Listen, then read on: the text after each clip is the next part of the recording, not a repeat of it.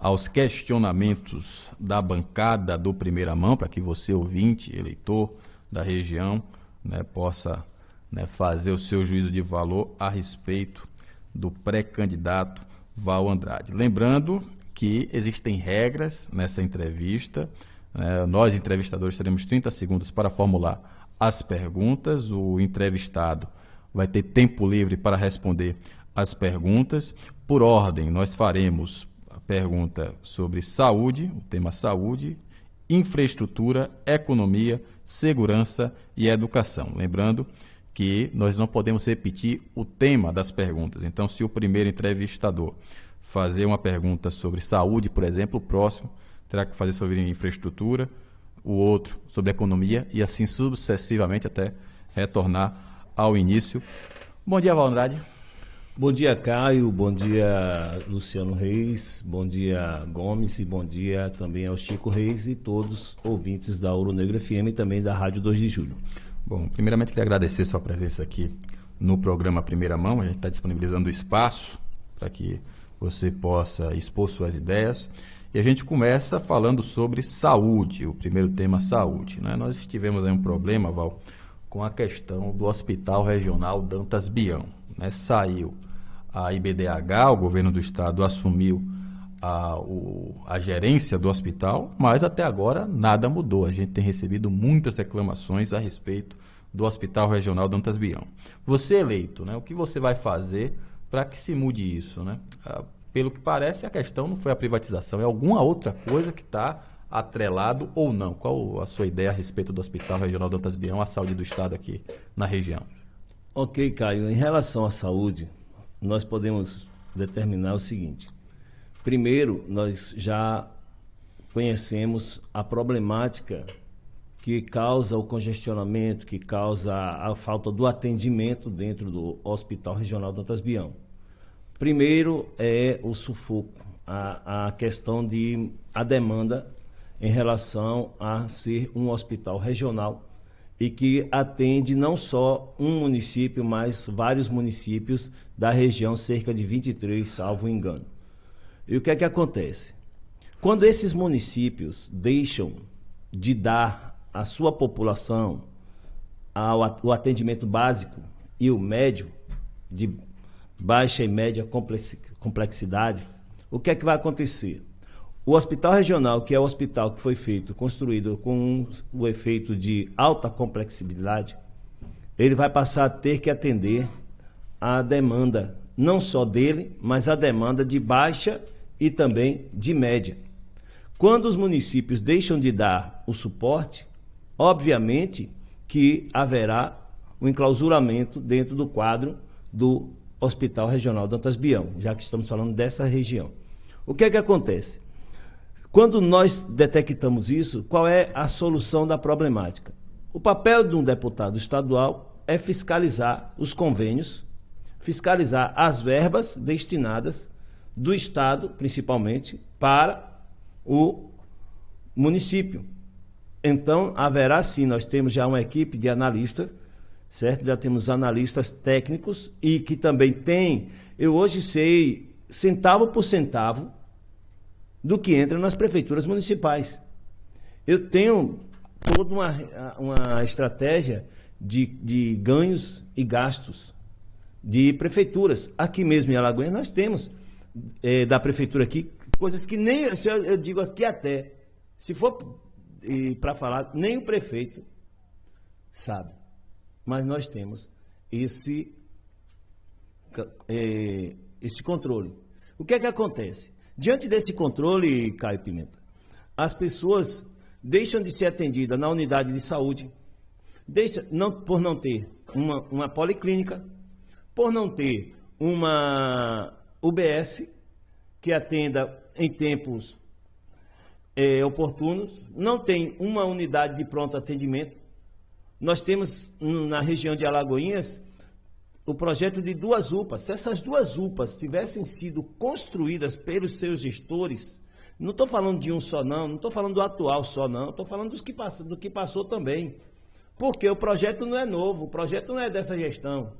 O projeto de UPA no município de Alagoinhas é um projeto que vem de desde da gestão do prefeito Joséildo Ramos, que foi quando saiu o projeto do papel, aquela coisa toda. Daí então veio o Paulo César, depois veio o Joaquim Neto.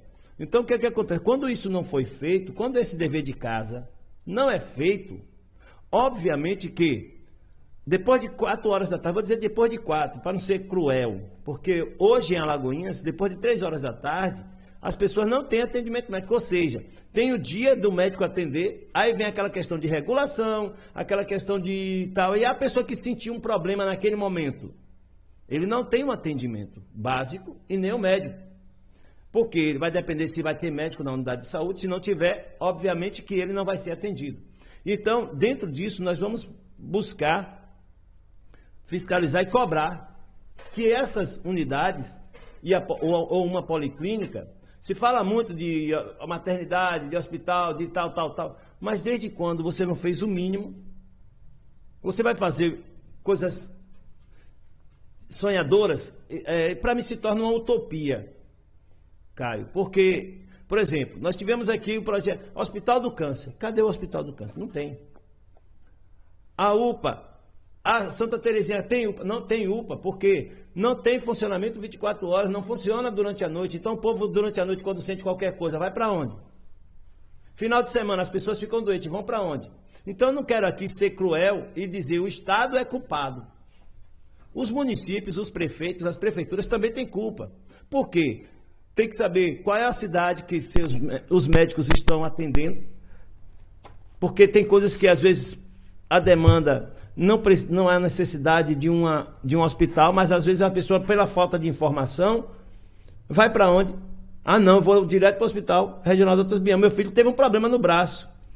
Aí para onde eu fui procurando, depois, era 6 e pouca da noite, eu fui procurar um ortopedista na cidade, nem em clínica particular encontra, porque tudo fechado depois das 18 horas.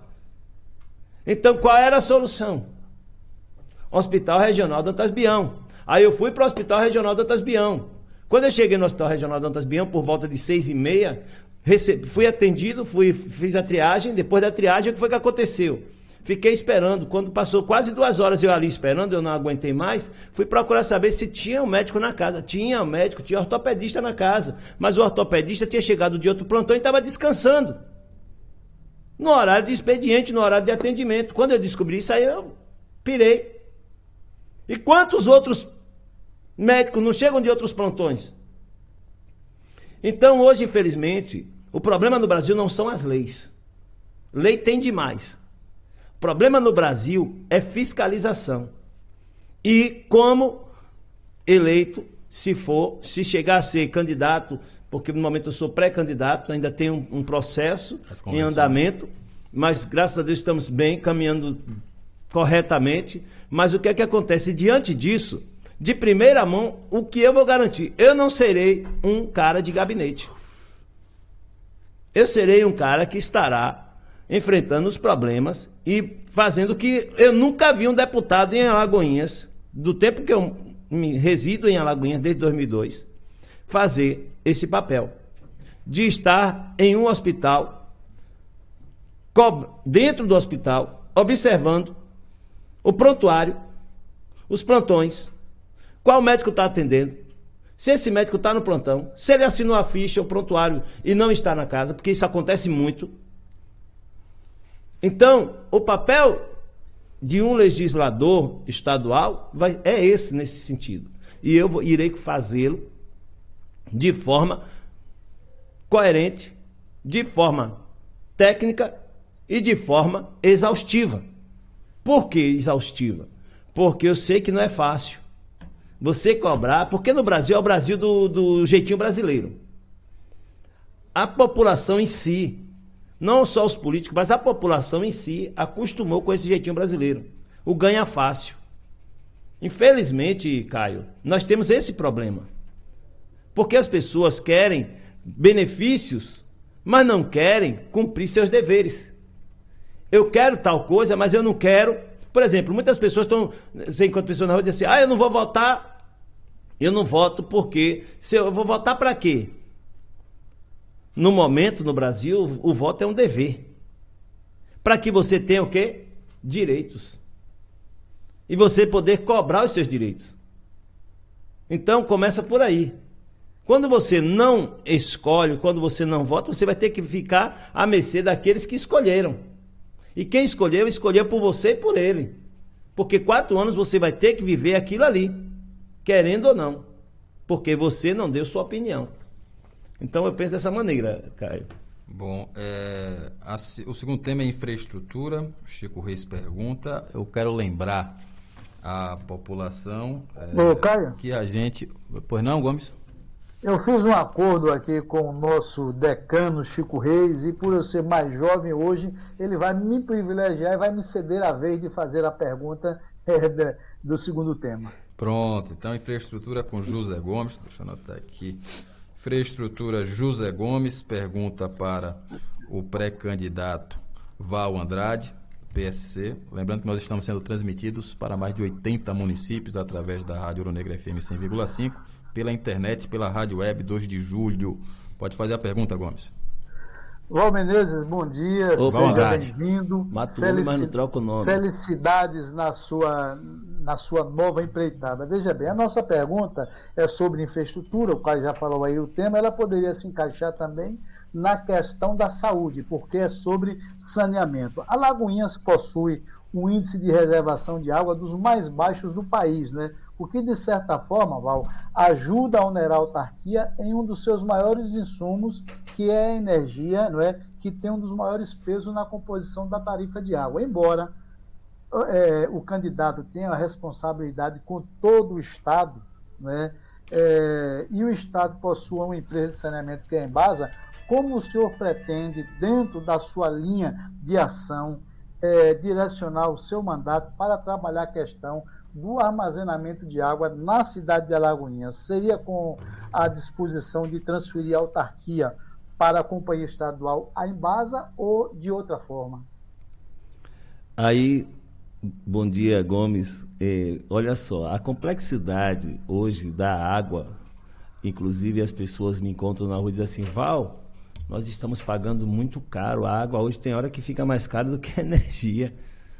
Então, hoje, nós temos uma avaliação diante dos rios, diante das formas que são tratadas as nossas nascentes, que já foram muito bem vistas diante do passado que vivemos, nós sabemos disso, e hoje existe um falso cuidado das nossas nascentes.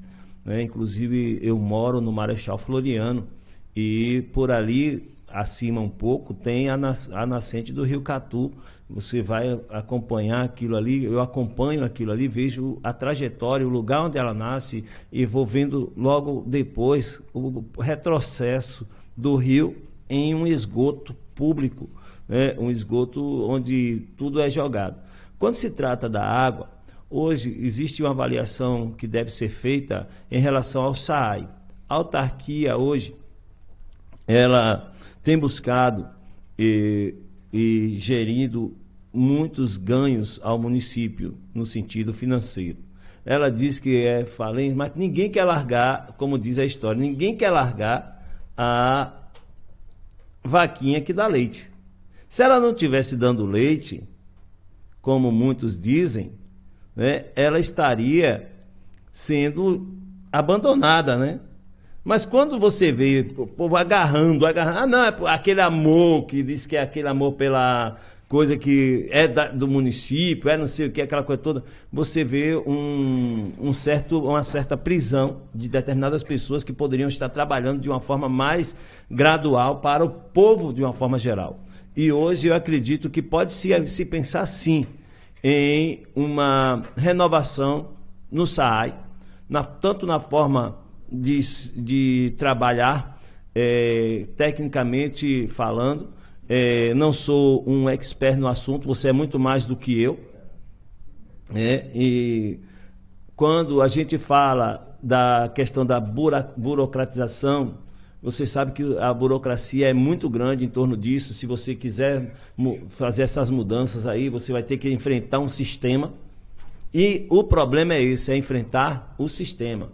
Mas, se for necessário enfrentar para que o povo tenha o melhor, nós não temos SAI apenas em Alagoinhas, nós temos também em Catu, né? Onde também muitas reclamações, muitos problemas também são enfrentados. Mas também eu não sei se integrá-las à Embasa na sua totalidade será também uma solução. Então, tudo isso tem que ser avaliado, analisado tecnicamente e em torno de um geral para poder a gente fazer essas colocações e colocar projetos que possam causar essas mudanças, entendeu, Gomes? Então, diante de qualquer coisa, quando se fala da infraestrutura e das mudanças que devem ser feitas de formas burocrática, de forma técnica, de forma que as pessoas venham ser beneficiadas, minha primeira preocupação é o que vai pesar para o povo.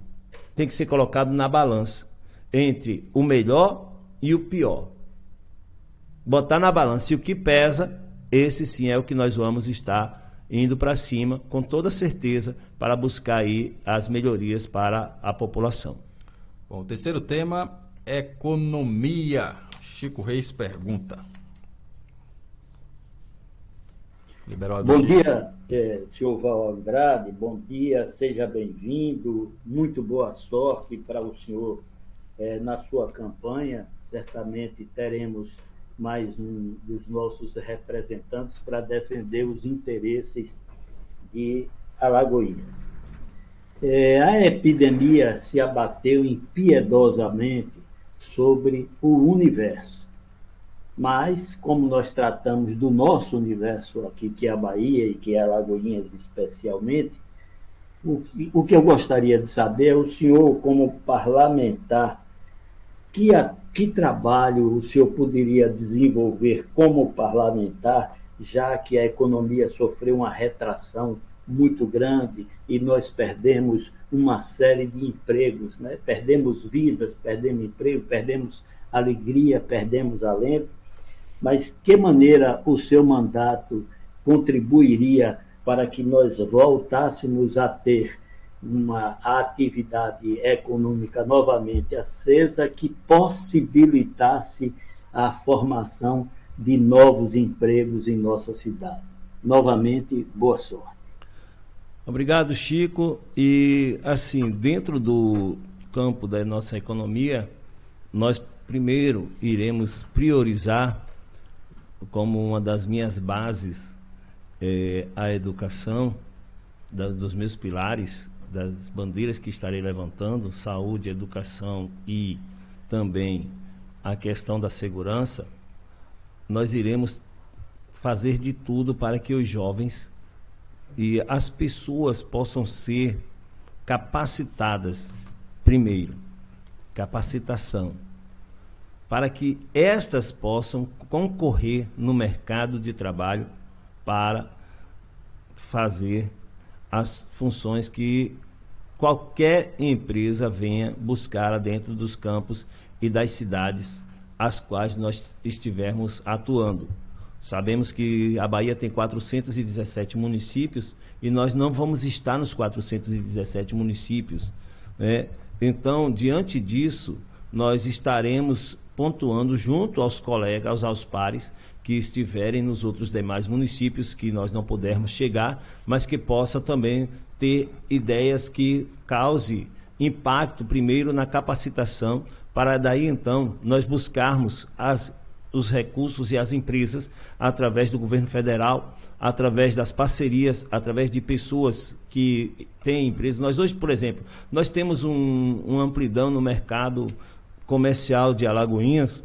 Eu que trabalho e lido muito com isso, quem me conhece sabe disso, nós atuamos muito no mercado. Hoje, eu como autônomo, eu consigo dar a 5 pais de famílias praticamente durante um mês mais de um salário, trabalhando 3 dias por semana e não trabalhando o dia todo. Mas como é que Val Andrade consegue isso? Val Andrade consegue isso através da questão da atuação e capacitação. Por exemplo, eu trabalho na área de publicidade. a publicidade, no mercado que eu trabalho, ela é fundamental a linguagem, a linguística, a forma de expressar e o que você vai apresentar para o cliente, o produto que você vai apresentar. Então, muitos têm voz boa, mas não têm a dicção e a forma literária de expressar para o público aquilo que o público precisa ouvir do produto que ele está anunciando. Então, isso para mim tem sido uma grande dificuldade.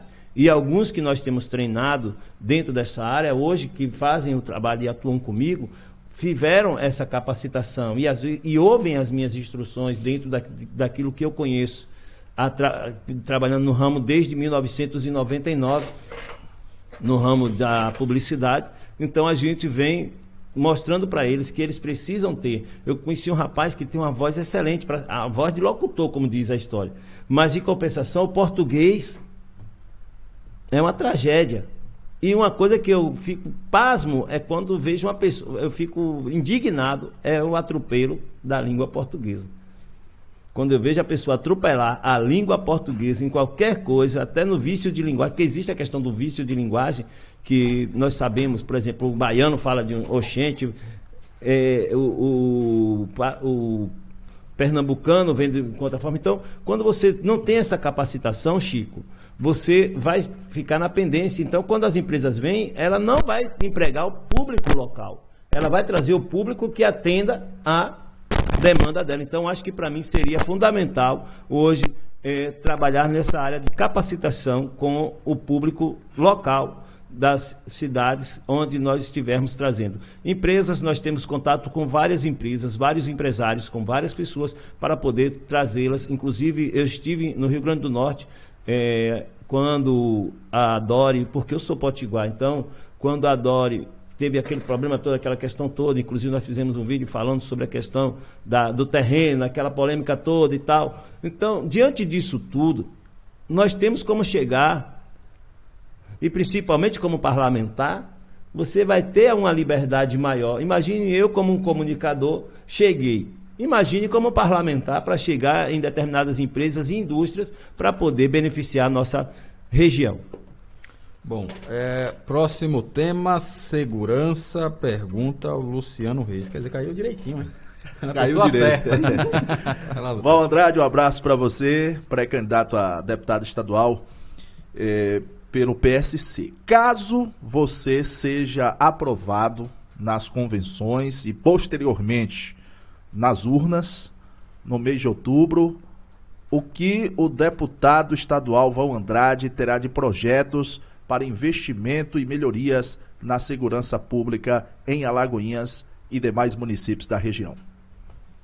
Luciano, um prazer sempre estar contigo. Você é um cara que sempre acompanha o nosso trabalho cotidianamente, como o Caio, como o Gomes. O Chico é o que tem menos assim aquela aproximação com a nossa pessoa, mas também já acompanhou, já participamos de programas em outros momentos. Mas o que é que acontece, Luciano? Hoje, a segurança pública é uma demanda que, quando você vai observar o problema da segurança pública, principalmente, nós vamos falar de cargos e salários, nós vamos trabalhar em cima dos benefícios e também de tudo que for relacionado ao empregado, ao agente que estiver atuando dentro da área da segurança. E o que é que acontece? Hoje nós temos uma demanda muito defasada do quadro de agentes dentro da nossa segurança pública. Quando se fala disso, eu estou falando, por exemplo, Alagoinhas, no período de 2002, 2004 mais ou menos, nós tínhamos mais de 800 homens dentro do 4º Batalhão de Polícia que atua no município e região. Hoje esse batalhão, ele agrega em torno de 287 homens, ou seja, menos de 300 homens para atender Alagoinhas e região. O que traz o quê? Um déficit muito alto para a segurança. Uma viatura do 4º Batalhão hoje, ela é atendida na sua composição, o combustível dela diário é R$60. E aí você olha e vê o que R$60 de combustível vai dar para uma guarnição trabalhar durante um dia, 12 horas, R$60 é o que tem de valor para uma guarnição. Você pode chegar no posto de saúde, no posto de combustível, onde abastece, e fazer a pergunta quanto uma viatura abastece naquele posto ali da cidade. R$60 por dia. Pesquisado, comprovado, e isso para mim é um absurdo. Aí o que é que acontece, Caio e Luciano? Quando a viatura tem R$60 de combustível, ou seja, menos de 7 litros de gás, em torno de 7 litros de gasolina, ou menos, com o aumento agora, né, muito menos. Aí o que é que acontece? Essa viatura, ela vai poder sair para ir atrás de quem quer que seja, para fazer determinadas atuações, e tendo que atuar o dia todo? Óbvio que não. Então, o que é que vai acontecer? Os policiais, para não estar parado, vão estar fazendo o quê? Blitz, tirando foto e mostrando que estão trabalhando, que está sendo feito um trabalho. Então, diante disso, nós acompanhamos em parte o trabalho da polícia, que com muito esforço faz, e muitas vezes as pessoas ligam, eu liguei, a guarnição não atendeu. Muitas vezes o pessoal se exime de atender determinadas demandas porque não tem o combustível para ir. Inclusive, nosso grupo aqui em Alagoinhas, nós trouxemos para Alagoinhas benefícios para a segurança. Que, inclusive, eu falei aqui da última vez que eu estive aqui e fui rebatido pelo secretário de administração. E eu vou dizer uma coisa, eu continuo dizendo, hoje, a Guarda Municipal de Alagoinhas tem uma viatura plotada porque os guardas municipais plotaram nas cores padrão. Foi uma vaquinha feita entre os guardas. Depois, nós conseguimos para a Guarda Municipal coletes balísticos, conseguimos também parte de uma emenda para armamento bélico, que é as 12, as armas de grosso calibre. E até hoje, desde 2019, e até hoje, pasmem, esses equipamentos não chegaram para a Guarda Municipal. Mas sabe onde estão? Estão lá na Polícia Federal, retidos, porque a Prefeitura não apresentou o documento para que esses equipamentos chegassem à Guarda Civil Municipal de Alagoinhas. Então, trabalhar para a segurança, é como eu disse, não adianta você trabalhar. Então, a gente quando fala, aí ninguém diz, porque todo mundo é ano político, todo mundo quer. Mas, antes do ano político, a gente conseguiu a emenda. E conseguiu e trouxe resultado. Na época, imagine, já morto. Hoje, o ex-deputado Lázaro. E outras emendas que nós conseguimos para o município de Alagoinhas, saúde, infraestrutura, junto com o grupo, que hoje faço parte. Há 10 anos nesse grupo, do PSC de Alagoinhas. Então, diante disso, foi quando eu tomei a iniciativa e a prerrogativa de dizer, hoje eu não vou apoiar nenhum dos que aí estão, porque não houve merecimento devido à demanda. Hoje nós temos guardas que não têm fardamento e que o fardamento é comprado muitas vezes pelo próprio guarda. E tudo isso, existem emendas, existem convênios. Se for falar, não só da guarda, pulando um pouquinho, agentes de endemias há 8 anos que não tem fardamento. 8 anos, praticamente sem fardamento. Agentes de endemias e agentes comunitários de Alagoinhas. Mas é muito bonito falar que tudo isso está maravilhoso, que está fazendo isso, que está fazendo aquilo. Vibraram ontem por causa do precatório, mas os professores que não tivessem ido para a luta, para ver se eles iam receber esse precatório. Não receberam ainda. Vão receber. Só assinaram. Esse negócio de assinar é muito bom. Assinar é fácil. O problema é fazer. Porque hoje a maioria das obras no Brasil, não só na Bahia, o problema não está na ordem de serviço, o problema não está nas emendas, não está nos convênios. Está na aplicação desses recursos. Está problema. 90 milhões foram enviados do governo do estado, do governo federal, desde 2019 para a Bahia. Desses 90 milhões, Caio e Luciano, apenas 18 milhões foram usados pelo governo da Bahia. E aí você vê o déficit da segurança. E cadê? Para que estão guardando esse dinheiro?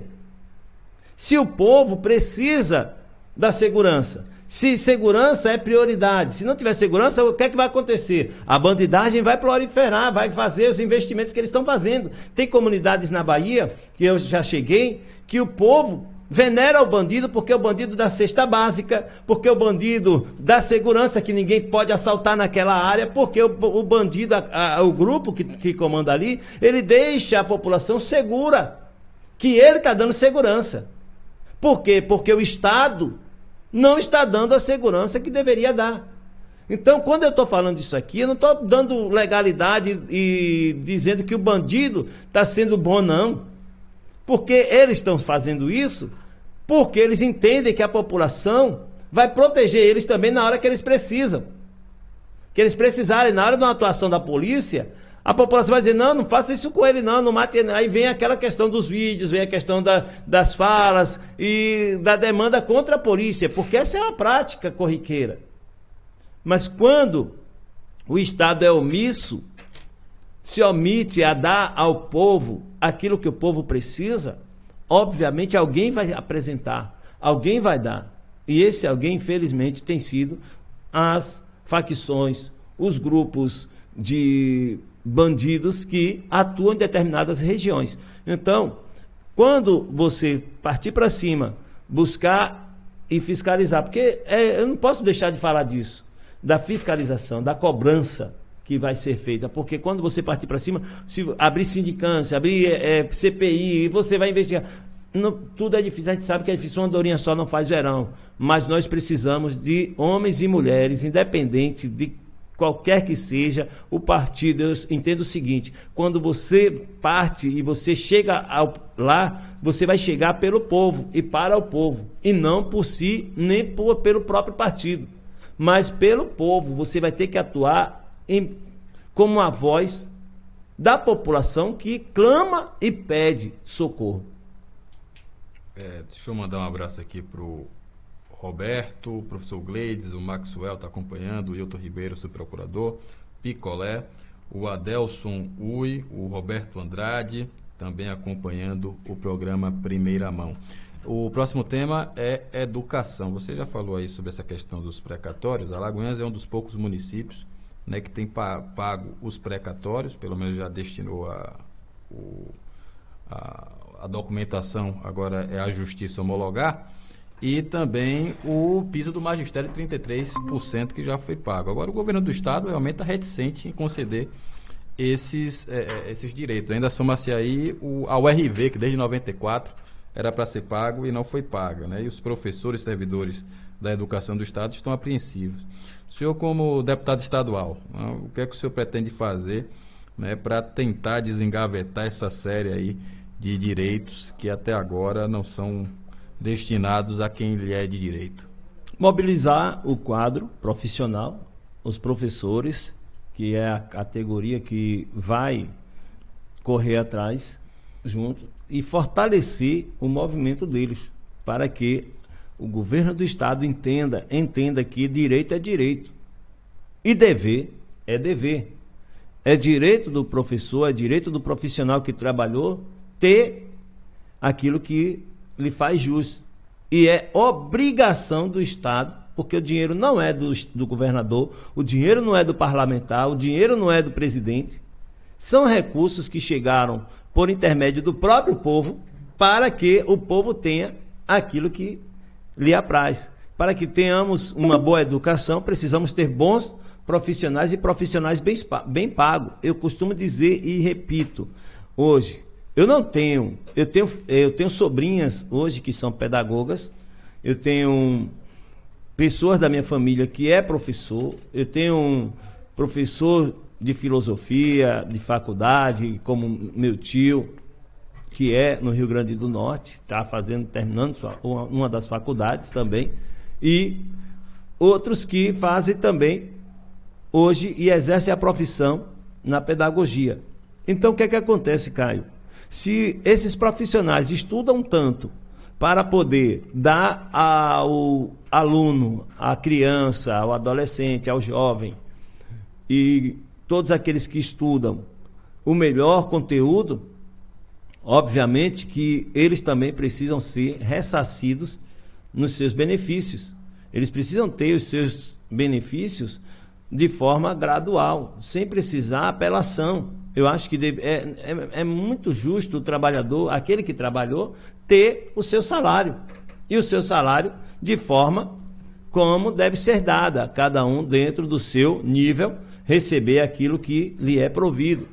E o professor, para mim, é a maior das profissões.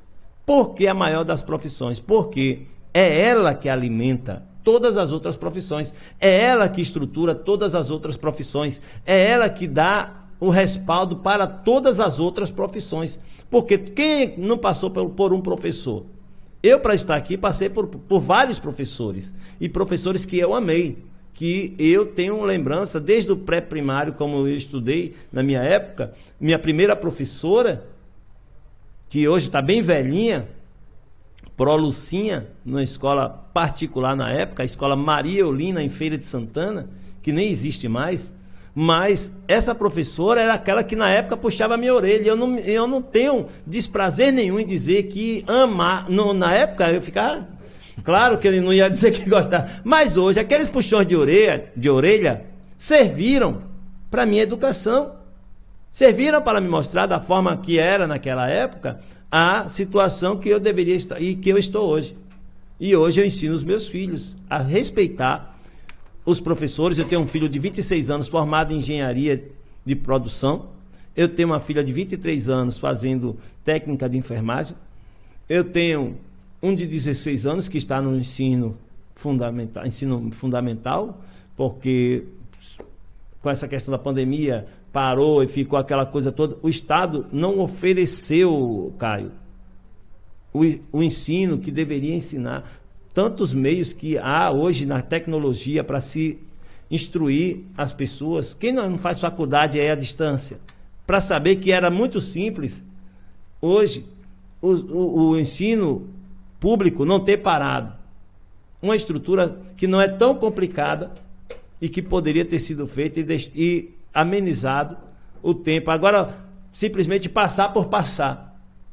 Para não dizer que perdeu o ano, vamos fazer um trabalho aqui, esse trabalho lhe dá Como isso? Tem hora que eu fico sem entender. Eu preferia até que ele perdesse de ano. E tem um de 6 anos que está aí começando já nos anos da escola, já amando, e vamos seguindo em frente. Por isso que eu defenderei sim, com unhas e dentes, o professor com toda a força e com todo o entendimento que for chegando até nós. Bom, são 7 horas mais 47 minutos. A próxima pergunta é o José Gomes, sobre saúde, Gomes. Tema saúde. Aí a pergunta para o Val Andrade. Libera o áudio do Gomes, Renato. Vamos lá. Cadê o Gomes? Ligar o áudio aí, Gomes. O áudio está desligado. Só você é que pode ligar, viu, Gomes? É questão aqui de... Vamos lá.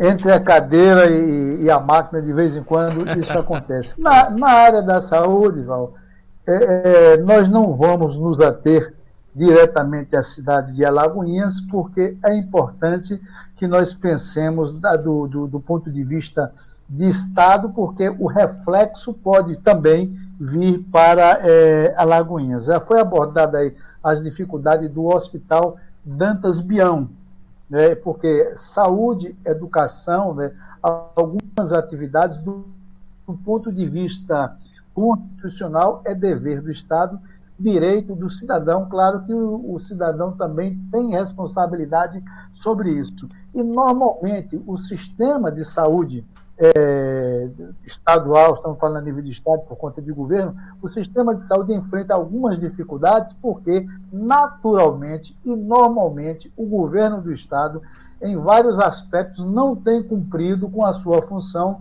que é a de repassar, né, os custos a que eles se propõem para que seja efetuado o pagamento dos profissionais. Isso a nível de Estado. Qual e como, em caso consiga o seu objetivo, como você intervirá nessa questão? Porque até na Justiça, quando o governo do Estado tem a obrigação de pagar, ele protela, né?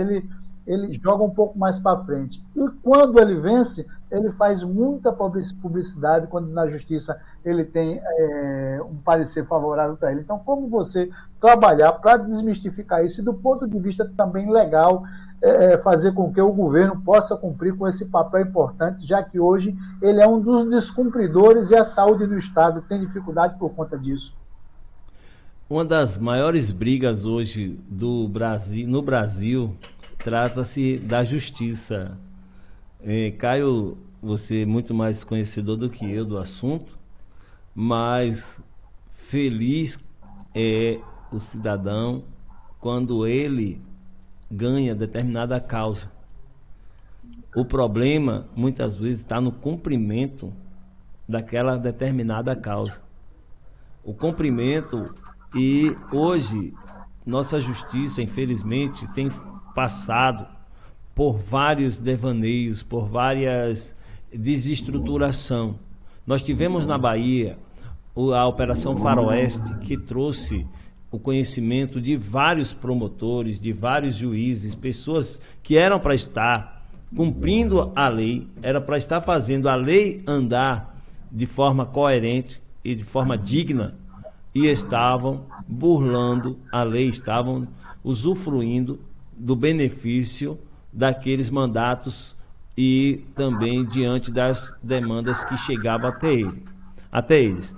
E o que é que acontece? Nosso impasse maior, Gomes, nessa situação da saúde, além da fiscalização assídua, que vamos marcar aquela questão, você que jogou futebol, você sabe que quem faz a primeira marcação antes do meio-campo passar a bola para o centroavante fazer o gol, você sabe que existe também o outro meio-campo, o volante, que faz aquela linha para poder impedir que chegue até a área, porque a área já é o que?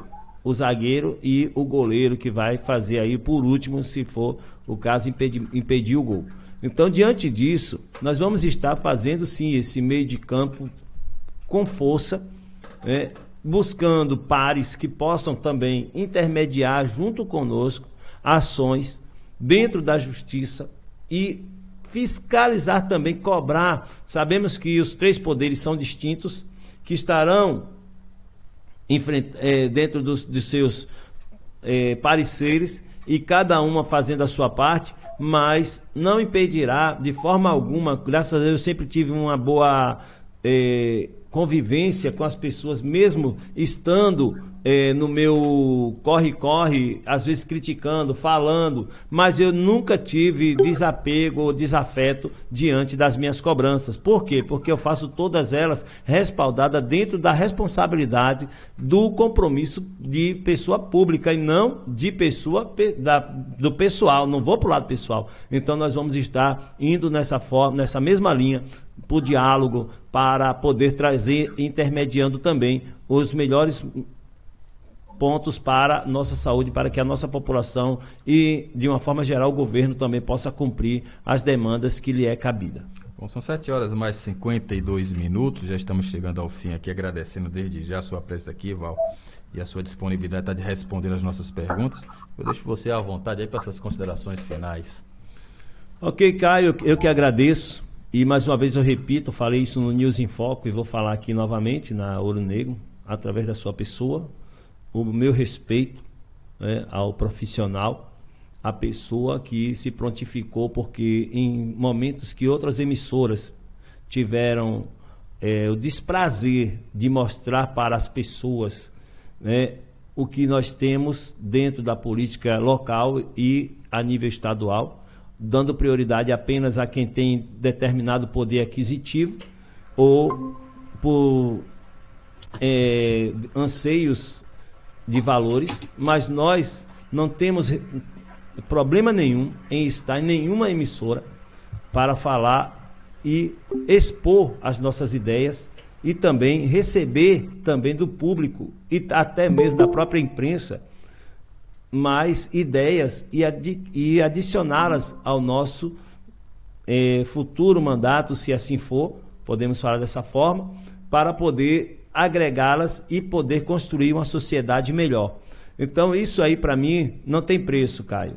E toda a bancada da Ouro Negro FM, quero agradecer aqui a todo o público, as pessoas que têm se solidarizado e nos apoiado na nossa caminhada, nesse início de caminhada, e também agradecer primeiramente, né, a Deus.